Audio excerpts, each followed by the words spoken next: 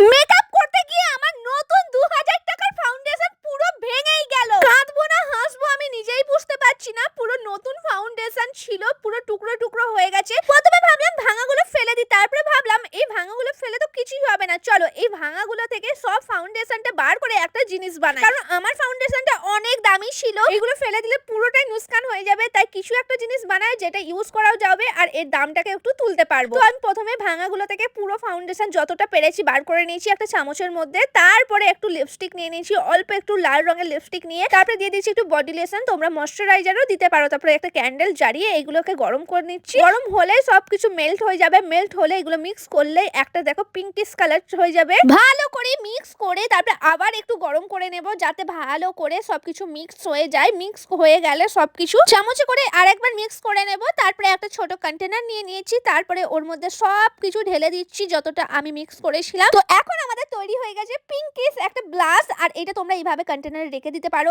অনেক দিন ব্যবহার করতে পারো, মানে 6-7 মাস তোমাদের ইউজ হয়ে যাবে। আর এর মধ্যে ময়শ্চারাইজার আর বডি লোশন দিয়ে আছে, যার কারণে শীতে ব্যবহার করলে ফেসটা একদমই ড্রাই হবে না। আর দেখো কত সুন্দর একটা পিঙ্কিশ কালার এসছে, আর আমার ফেসটা দেখো কতটা গ্লো করছে।